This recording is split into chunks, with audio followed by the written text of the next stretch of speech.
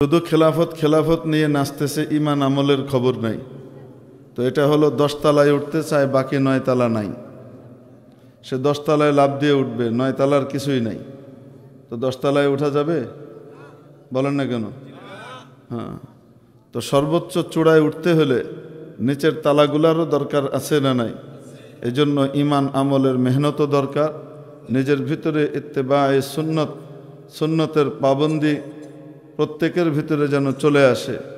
সামাজিক এই মেহনতও দরকার, আবার সামাজিক সাংগঠনিক প্রক্রিয়ার মাধ্যমে আল জিহাদু যিরওয়াতু আও যুরওয়াতু সানামিল ইসলাম, ইসলামের চূড়াগুলার মধ্যে সবচেয়ে উঁচু চূড়ার নাম হলো জিহাদ। তো সবচেয়ে উঁচু চূড়ায় উঠতে হলে নিচের গুলাও তো পার হতে হবে। নিচের গুলা পার না হয়ে উপরে যাওয়া যায় না। আর উপরটাকে বাদ দিয়ে খেলাফতের আশা করা যায় আল্লাহ আসমান থেকে এসে আমারে খেলাফত কায়েম করে দিবে, কোনোদিন সম্ভব নয়। এটা একটা বাতুলতা। শুধু ইমান আমলের মেহনত করে আর উপরের দিকে খেলাফত কায়েমের জন্য কোনো মেহনতের ফিকিরই নাই, এটাও হলো আধা আমল। আবার শুধু খেলাফতের পিছনে দৌড়াইতেছে, প্যান্ট শার্ট পরে ঘুরতেছে, দাড়ির কোনো ঠিক ঠিকানা নাই, মিশা কথা সমানে কয়, তাকিয়াও করে বেড়াইতেছে, হেকমতে আমলের নামে উল্টাপাল্টাও করে বেড়াইতেছে। আবার কি খেলাফত কায়েম করে বেড়াবে, এটাও হলো এক খামাখা সর্বস্ব দাবি, আর কিছুই নাই। ওইটা পাওয়ার জন্য নিচের গোলাও দরকার আছে। তাহলে সত্যিকার অর্থে সিরাতে মুস্তাকিমে কারা আছেন? যারা ব্যক্তিগত এবং সামাজিক পারিবারিক হাত জায়গাতে ইত্তেবায়ে সুন্নতের মুকাম্মাল পাবন্দি করেন এবং তার সাথে সাথে গোটা পৃথিবীতে খেলাফা আলা মিনহাজিন নবুওয়া প্রতিষ্ঠা করবার জন্য সুন্নত তরিকায় মেহনত করে যান। আল্লাহ তাবারাকা ওয়া তাআলা আমাদেরকে বুঝবার তৌফিক দান করেন।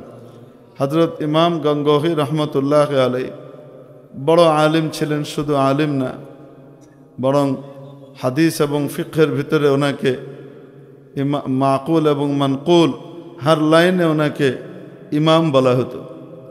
গঙ্গোহী রহমতুল্লাহ আলাইহির কাছে একবার এক গ্রাম্য লোক এসেছে, এসে বলছে, আমার স্ত্রী অসুস্থ, পক্ষাঘাতগ্রস্ত, বিছানায় পেশাব পায়খানা করে, শরীরের মধ্যে নড়াচড়ার ক্ষমতাটাও নাই, এত দুর্বল, এই অবস্থায় আছে। ইংরেজ থেকে শুরু করে অনেক ডাক্তার দেখিয়েছি, ট্রিটমেন্ট করিয়েছি, অত্যাধুনিক চিকিৎসার কোনো কিছু বাদ দিই নাই। সবাই বলেছে এর চেয়ে হয়তো সামান্য ভালো হতে পারে, আঙুল টাঙুল একটু নাড়তে পারে, মৃত্যু পর্যন্ত এভাবেই থাকবে, এর চেয়ে ভালো হওয়ার সম্ভাবনা নাই। তো আপনি আমাকে একটা তাবিজ দেন। তো হযরত বললেন, আমি তাবিজ দিতে জানি না, তাবিজ লেখা জানি না। তো ওই লোক বলে, বড় বড় কত ছোট ছোট আলেমরা তাবিজ দিচ্ছে, আর তুমি সবচেয়ে বড় আলেম, তুমি তাবিজ দিতে পারো না, এটা কোনো কথা হলো? কয় টাকা লাগবো? তো উনি দেখলেন এই বেচারা তো আসলে বুঝে না। তো উনি বললেন যে এক কাজ করো, তুমি 7 বার সূরা ফাতিহা পড়ে তোমার বিবির শরীরে দম করো, ফুঁ দাও, ইনশাল্লাহ ভালো হয়ে যাবে। এ কারে 70 বার বললেও কাম হইতো না, তুমি তাবিজ দাও। কারণ তার বিশ্বাস হলো তাবিজ দিলে আল্লাহ ভালো করবে, তাবিজ ছাড়া আল্লাহ ভালো করবে না, তার বিশ্বাস এটা। অদ্ভুত টাইপের কিছু মানুষ আমাদের ভিতরে আছেন। এখন হযরত তাবিজ একটা লিখে দিছেন। তো কি লিখে দিছেন? ইলাহি मैं जानता नहीं और तेरा बंदा मानता नहीं। হে আল্লাহ, আমি তো এই তাবিজ তোমার লেখা জানি না, কিন্তু তোমার বান্দা তো মানতে রাজি না। তো তু করম কা, রহম কা, লুৎফ কা মামলা ফরমা, তুমি দয়া, কৃপা, অনুকম্পার আচরণ করো, এটা লিখে দিছে। এখন সে এই কথা নিয়ে গেছে, তাবিজ লাগায় টাগায়। কয়েকদিন পরে এসে বলে, মলি রশিদ আহমদ, तूने तबीज में क्या लिखा था बता। রশিদ আহমদ, তাবিজে কি লিখছিলা কও। গ্রামের মানুষের সোজা সাপটা কথা, এদের কারে কেমনে কি কইতে হইব সেটা সবসময় অনেক সময় বুঝে সারে না। মনটা ভালো থাকে, মুখটা খারাপ থাকে আর কি, অনেক সময়, সবার না। তো উনি চিন্তা করতেছেন, মনে হয় খুলে দেখছে, খুলে দিয়ে এসে এখন কি করতেছে, ধরবে।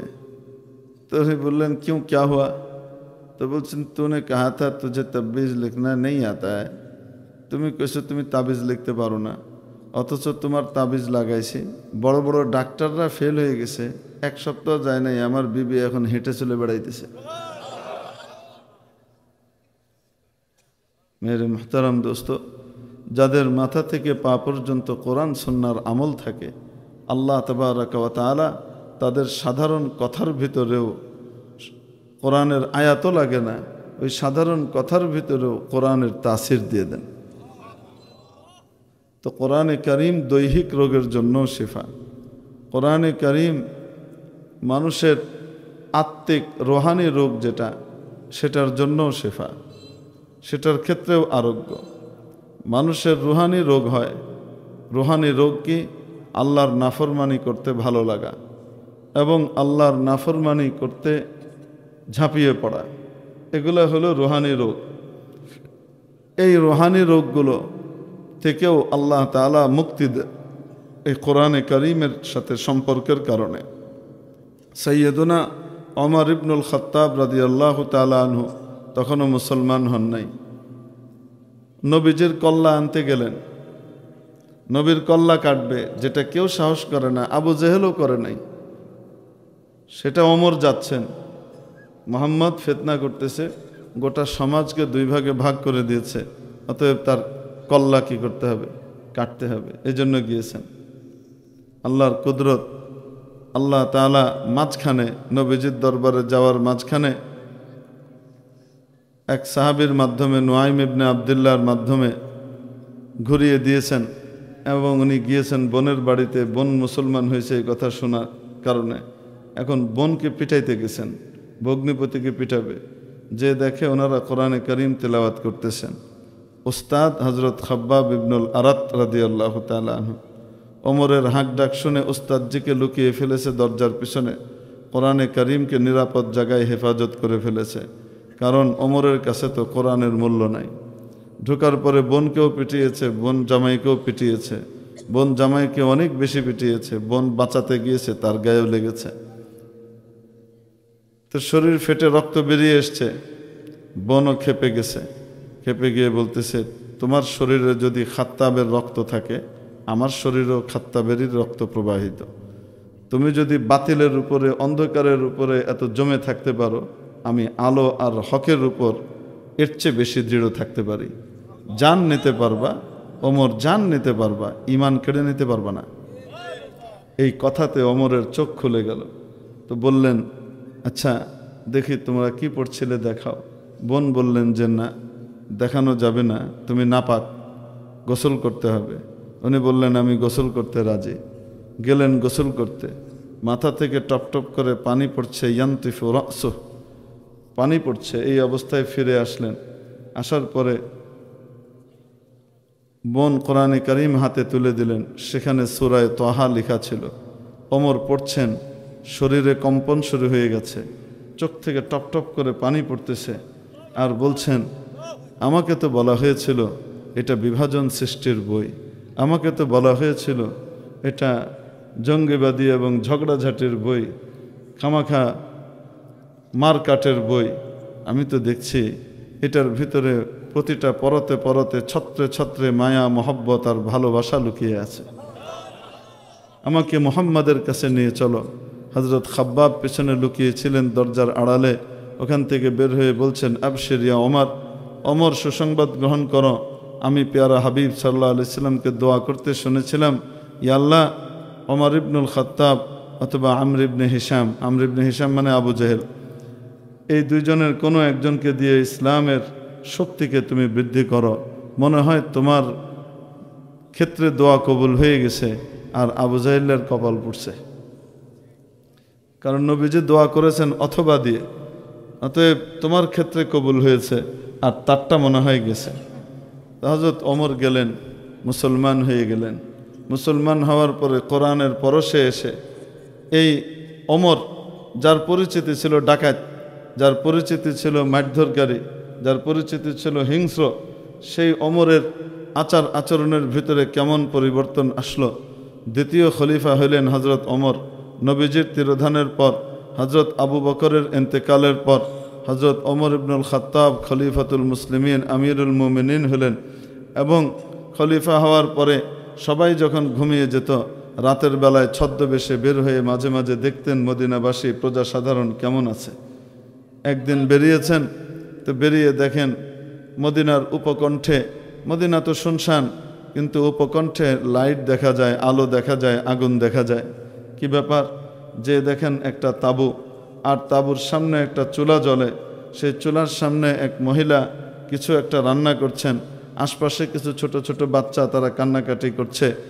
মহিলা হজরত ওমরকে দেখে তাঁবুর ভিতরে চলে গেলেন। উনি গিয়ে জিজ্ঞেস করলেন, তোমরা কারা?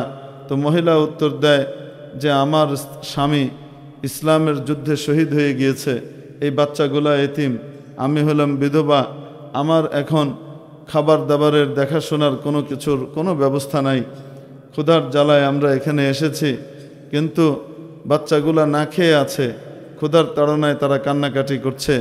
যে উনি বললেন, রান্না তো হচ্ছে, একটু সবরের বয়ান করেন, তাহলে তো রান্না শেষ হলেই উনি কি বাচ্চাগুলা খাবে।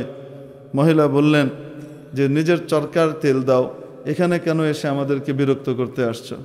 হাঁড়ির ভিতরে কোনো খাবার নাই, এটার ভিতরে কিছু পাথরকে পানি দিয়ে জাল দেওয়া হচ্ছে, বাচ্চাদেরকে সান্ত্বনা দেওয়া হচ্ছে, বাবা তোমরা ঘুমিয়ে যাও, খাবার রেডি হলে তোমাদেরকে উঠিয়ে খাওয়ানো হবে। ঘুমিয়ে থাকলে তো কমপক্ষে ক্ষুধার জ্বালাটা তারা অনুভব করবে না। হজরত ওমর কিছুই বললেন না, ওখান থেকে ফিরে আসলেন, বাইতুল মালের দরজা খুললেন, সেখান থেকে বড় বস্তা নিলেন, সেই বস্তার ভিতরে বিভিন্ন রকমের খাবার দাবার, মাখন, ঘি, তারপরে আটা, ময়দা, কিছু হাঁড়ি পাতিল বাসন ইত্যাদি জিনিসপত্র সব কিছু সহকারে খাবার দাবারের জিনিস নিয়ে বিরাট বস্তা কাঁধে করে নিয়ে রওনা দিয়েছেন। ওই মহিলার কাছে খাবার পৌঁছাবেন। ওনার খাদেম ঘুম থেকে উঠে গিয়েছে, আওয়াজ শুনে উঠে বলছে, আমিরুল মুমিনিন আমাকে দেন। ওমর বলছেন, কিয়ামতের দিন আমার গুনাহের বোঝাটা তো তুমি উঠাবে না, অতএব আমাকে আমার প্রজা সাধারণের সেবা করতে দাও। এই কথা বলে বের হয়ে গেলেন এবং সেখানে গিয়ে নিজ হাতে রুটি বানালেন, খাবার তৈরি করলেন, ভিতরে মহিলার কাছে খাবার পাঠাইলেন, আর ওই বাচ্চাদেরকে উনি খাওয়াইলেন নিজ হাতে। বাচ্চাগুলা খেয়ে দিয়ে আনন্দের সাথে খেলাধুলায় মেতে উঠল। মহিলা ভিতর থেকে বলছে, আল্লাহ তাআলা কেন যে ওমরকে খলিফা বানিয়েছেন জানি না, কিয়ামতের দিন আল্লাহর দরবারে ওমরের সাথে আমার বোঝাপড়া হবে, তোমাকে কেন খলিফা বানাইলেন না? তোমার মতো লোকই তো খলিফা হওয়া দরকার ছিল। উনি বললেন, কেন কিয়ামতের দিন কি বোঝাপড়া হবে? মহিলা বলছেন, কিয়ামতের দিন আমার স্বামীকে সামনে নিয়ে দাঁড়িয়ে আমি বলবো, ইয়া আল্লাহ, সে আমাদের খলিফা ছিল, কিন্তু আমাদের খাবার দাবারের, আমাদের প্রয়োজন পুরা করার খবর সে নেয় নেই। হজরত ওমর বললেন, বোন, তুমি তো ওমরের কাছে যে জানাইতে পারতা, তুমি না জানিয়ে উনি কি সবার কথা জানতে পারবেন? মহিলা বলে, বাহ, সে আমাদের খলিফা হবে আর সে আমাদের খবর রাখতে পারবে না? কে বলেছে তাকে খলিফা হতে? সে যদি নিজে না পারে, কেন সে দক্ষ লোক নিয়োগ দিল না, যে লোকরা মানুষের জনগণের সঠিক অবস্থা উপর মহল পর্যন্ত পৌঁছাবে এবং রাষ্ট্র সেটার ব্যবস্থা করবে? কেন তারা এই কাজ করল না? হজরত ওমর কিছু বললেন না, শুধু বললেন যে, বোন, ওমরের সাথে আমার খুব গভীর সম্পর্ক আছে, আগামীকাল সকালে অমুক সময় মসজিদে নববীতে খলিফার দরবারে এসো, তোমাদের জন্য অবশ্যই ভালো কোনো ভাতার ব্যবস্থা আমি করে দিতে পারবো। যখন নাকি মহিলা সকালবেলায় গেলেন, যে দেখেন সবাই রাতের বেলায় যে লোকটাকে ওমরের নামে গালমন্দ করেছে, সেই লোকটাকেই সবাই আমিরুল মুমিনিন বলতেছে, আর উনি ভাতার ব্যবস্থা করে দিলেন। এই তো সেই ওমর, যেই ওমর আত্মিক রোগ তার এই পরিমাণ ছিল, জুলুম, নির্যাতন, লুটপাট, অন্যের জিনিস কেড়ে নেওয়া, গ্রাস করে নেওয়া, অন্যের হক নষ্ট করা, এটা ছিল নিত্যদিনের ব্যাপার। এটা কোনো গুনাহি মনে করতো না। মানুষকে হত্যা করা, এটা কোনো অপরাধী মনে করতো না। সর্বশ্রেষ্ঠ মানুষ নবীজি মুহাম্মদুর রাসূলুল্লাহ সাল্লাল্লাহু আলাইহি ওয়াসাল্লামকে হত্যা করবার জন্য তার বাড়ি পর্যন্ত, তার অবস্থানস্থল পর্যন্ত ছুটে গিয়েছে। সেই লোক যখন কোরআনের সংস্পর্শে এসেছে, এমন অসাধারণ সোনার মানুষে পরিণত হয়েছে, যে ওমর অন্যের হক কেড়ে নিত, আজকে সেই ওমর নিজের পকেট থেকে হলেও অন্যের হক পুরা করে বেড়ায়। তো এই জন্যে কোরআনে কারীমের শিক্ষা গোটা দেশব্যাপী, যদি একদম উপর থেকে নিচ পর্যন্ত, স্কুল, কলেজ, ইউনিভার্সিটি, সর্বক্ষেত্রে যদি পরিপূর্ণভাবে যথারীতি বাধ্যতামূলক করা হতো, আজকে এদেশের মানুষ দুর্নীতিবাজ, লুটপাটকারী, বিদেশে মাল পাচারকারী আর জালেম নির্যাতনকারী হতো না। এজন্য আমাদের সকলের গণদাবি, শিক্ষা কার্যক্রমের ভিতরে, শিক্ষার কারিকুলামে যথাযথ সংস্কার সাধন করা হোক। এমন যেন না হয় পাতলা গু থেকে কাঁচা গুতে গেলাম, কাঁচা গু থেকে শুকনা গুতে আসলাম। সংস্কার যেন ওইটা না হয়, বরং এটাকে পরিপূর্ণ পবিত্র করে কোরআনী আলোয় আলোকিত করে নিচ থেকে উপর পর্যন্ত ধারাবাহিকভাবে প্রতিটা ক্লাসে কোরআনের শিক্ষা, রসুলের শিক্ষাকে বাধ্যতামূলক করা হোক। কি বলেন, ঠিক কি ঠিক না? এছাড়া দেশে শান্তি আসা সম্ভব নয়। মেরে মোহতারাম দোস্ত, মনে রাখতে হবে স্কুল কলেজে কবে হবে না হবে, এই দাবি কবে পূরণ হবে তার তো কোনো ঠিক নাই, কিন্তু আমাদের বাচ্চাদেরকে কোরআনী আলোয় আলোকিত করার দরকার আছে না নাই? আমাদের এই গোটা সমাজের ভিতরে কোরআনের আলোকে জ্বালাবার প্রয়োজন আছে না নাই? যদি কোরআনের আলো জ্বালাতে হয় তাহলে কোরআনী হসপিটাল, মাদ্রাসাগুলাতে নিজের বাচ্চাদেরকে ভর্তি করতে হবে। কে কে রাজি আছে হাত উঠাইয়া দেখাই। লিল্লাহি তাকবীর। আল্লাহ কবুল করেন, হাত নামাই। আপনার বাচ্চাকে আপনি কমপক্ষে 3 বছরের জন্য মাদ্রাসায় দিয়ে দেন। ছোটবেলায় স্কুলে পরে দিয়েন, আগে মাদ্রাসায় দেন। একদম ছোটবেলায় মাদ্রাসায় নিয়ে আসেন, 3 বছরের জন্য দেন। এই 3 বছরে আপনার বাচ্চা কোরআনে কারিম শুরু থেকে শেষ পর্যন্ত সহি শুদ্ধভাবে পড়া শিখবে, কোরআনের গুরুত্বপূর্ণ সূরাগুলা মুখস্থ করে ফেলবে, নামাজের এবং ইসলামের গুরুত্বপূর্ণ মৌলিক মাসাইলগুলো সে শিখে ফেলবে। জীবনের কোন কাজটা কিভাবে করলে দুনিয়ার কাজটাই ইবাদত হয়ে যায় সেই দোয়াগুলা এবং সুন্নত তরিকা সে শিখবে। এই অল্প সময়ের ভিতরে আপনার বাচ্চা শিখবে যে আল্লাহ এবং তার রসুলই হলেন সবচেয়ে বড়, আর দুনিয়াতে মা বাবা সবচেয়ে বড় নেয়ামত। এই মা বাবার নেয়ামত শিখবে এবং মা বাবার আদব কায়দা, মা বাবার খেদমত করার তরিকা শিখবে। আত্মীয় স্বজন, পাড়া প্রতিবেশী, বন্ধু বান্ধবের সাথে কিভাবে সদাচরণ করতে হয় এই সব তরিকা, আদব লেহাজ শিখবে। এছাড়াও আপনার বাচ্চাটা ক্লাস 1, 2, 3 এই 3টা ক্লাসের বাংলা, ইংরেজি, অঙ্ক মৌলিক এই 3টা সাবজেক্টও সে পড়ে ফেলবে। 3 বছর পরে আপনার বাচ্চাকে ইচ্ছা হলে আপনি মাদ্রাসায়ও কন্টিনিউ করতে পারেন, চাইলে স্কুলে নিয়ে আপনি ক্লাস 4এও ভর্তি করে দিতে পারেন। আপনার এই বাচ্চা হয় ইকোনমিস্ট হয়, বিজ্ঞানী হয়, সায়েন্টিস্ট হয়, তাহলে মনে রাখবেন আপনার এই বাচ্চা দেশের সম্পদ বাইরে পাচার করবে না, বরং দেশের কাজে সে নিজেকে উৎসর্গ করে দিবে, সে দেশপ্রেমিক হবে। এই জন্য মনে রাখতে হবে যে এই বাচ্চাটা এই 3 বছরে এতটুকুর যোগ্য হবে যদি আপনি মারা যান, আপনাকে সুন্নত তরিকায় ধুয়ে মমতা ভরে গোসল করিয়ে কাফন পরিয়ে নিজে নামাজের জানাজার ইমামতটাও করতে পারবে।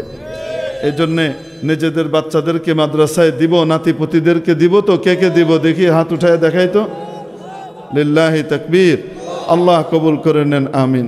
মেরে মুহতারাম দোস্ত, কোরআনই হলো সামাজিক সমস্ত ব্যাধিগুলোকে দূর করবার একমাত্র শেফা এবং আরোগ্যের বিষয়। আল্লাহ বলেছেন, ওয়ানুনাজ্জিলু মিনাল কোরআন মা হুয়া শিফা ওয়া রাহমাতুন লিল মুমিনিন। আমি কোরআনে যা অবতীর্ণ করেছি এগুলো ঈমানদারদের জন্য শিফা, আরোগ্য, রোগমুক্তি এবং ঈমানদারদের জন্য রহমত। কোরআন যেখানে থাকে, কোরআনওয়ালারা যেখানে থাকে, কোরআনের তেলাওয়াত যেখানে জারি থাকে, ওই এলাকার উপরে আল্লাহর আযাব আসে না।